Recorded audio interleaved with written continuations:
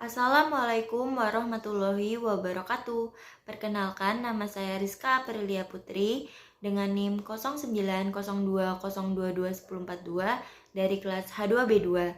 Saya akan mempresentasikan hasil resume materi LKMMTD 2022 dengan pemateri ketiga yaitu Bapak Ahmad Hanif Asyar MSI dengan tema cara berpikir kritis dan inovatif. Yang pertama, saya akan membahas mahasiswa kritis. Pada zaman dahulu, mahasiswa kritis itu dikenal karena dua hal, yaitu pada saat seorang mahasiswa bisa menulis di kolom sebuah harian ternama, seperti Kompas atau Jawa Pos tentang mengkritis beberapa hal mengenai pemerintah ataupun tentang kampus. Dan pada saat seorang mahasiswa turun ke jalan menyuarakan aspirasinya kepada pemerintah ataupun kepada kampus. Tetapi pada zaman sekarang, mahasiswa kritis itu bisa dari mana saja. Salah satu contohnya yaitu media sosial, dengan cara mengkritis menggunakan meme ataupun mengkritis melalui website, karena mahasiswa sekarang adalah mahasiswa yang melek akan teknologi. Selanjutnya saya akan membahas tentang critical thinking. Ada 3 poin penting. Poin pertama, literasi dasar. Yang pertama, literasi. Contohnya yaitu literasi membaca kehidupan dan literasi membaca alam. Yang kedua, berhitung. Yang ketiga, literasi ilmiah. Yang keempat, literasi TIK, yaitu kemampuan untuk menggunakan teknologi digital. Yang kelima, literasi keuangan. Literasi keuangan ini penting karena banyak anak sekarang yang tidak bisa mengelola keuangan dengan baik. Dan yang keenam, literasi budaya dan kewarganegaraan. Poin kedua yaitu kompetensi. Yang pertama, komunikasi. Yang kedua, kolaborasi. Yang ketiga, berpikir kritis atau penyelesaian masalah. Yang keempat, kreatif. Poin ketiga yaitu kualitas karakter. Yang pertama, kegigihan. Yang kedua, kemampuan beradaptasi. Yang ketiga, kepemimpinan. Yang keempat, kesadaran sosial dan budaya. Yang kelima, rasa ingin tahu. Dan yang keenam, inisiatif. Selanjutnya saya akan membahas tentang pemikiran inovatif. Definisi pemikiran inovatif adalah kemampuan untuk memunculkan ide-ide baru dan pendekatan baru terhadap masalah, karena sedikit berbeda itu lebih baik daripada sedikit lebih baik. Selanjutnya saya akan membahas tentang bagaimana caranya untuk melatih berpikir kreatif. Yang pertama, melakukan hal-hal baru. Jadi jangan bekerja monoton, harus ada yang berbeda di setiap harinya. Yang kedua, menulis bebas, karena kelemahan anak sekarang itu satu, yaitu mereka tidak bisa menulis bebas. Yang ketiga, terus belajar dan memperluas wawasan. Yang keempat, bertemu dengan orang-orang baru. Selanjutnya yang akan saya bahas yaitu cara menjadi pribadi yang kreatif dan inovatif. Yang pertama, rasa percaya diri.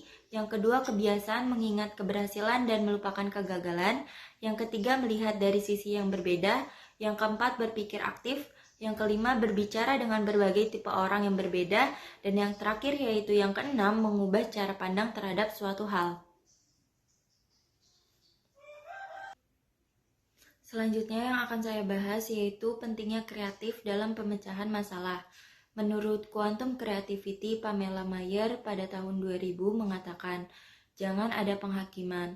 Menjauhkan diri dari penghakiman dapat menghilangkan segala hambatan dan membuat proses kreatif muncul secara natural dan penuh semangat.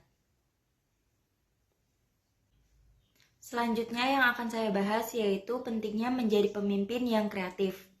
Pemimpin sering menemukan diri mereka dikelilingi oleh karyawan atau anggota tim yang mungkin mudah merasa cepat puas dan nyaman dengan prosedur dan proses yang ada pada saat ini. Kebutuhan untuk menghasilkan lebih banyak pekerjaan dengan cara yang lebih cepat dan lebih baik terkadang bukanlah menjadi prioritas bagi para staf.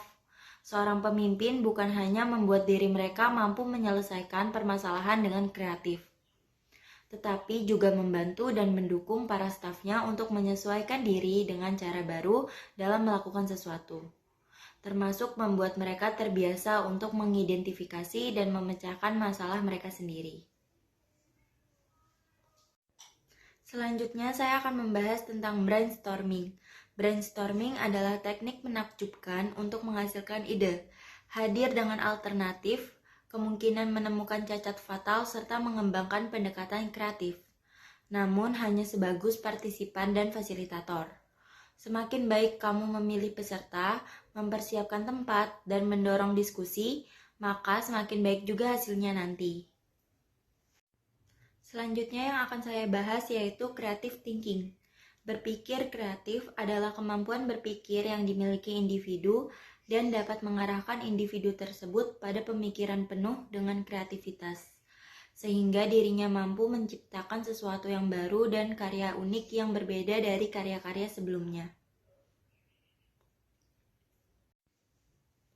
Selanjutnya saya akan membahas tentang manfaat critical thinking bagi mahasiswa. Yang pertama, lebih open-minded.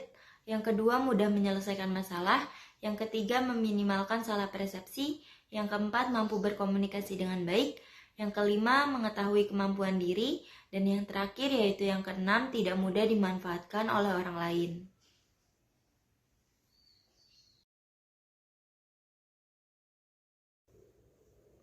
Sekian yang bisa saya presentasikan. Kurang lebihnya saya mohon maaf. Wassalamualaikum warahmatullahi wabarakatuh. Terima kasih. Nah, gitu aja.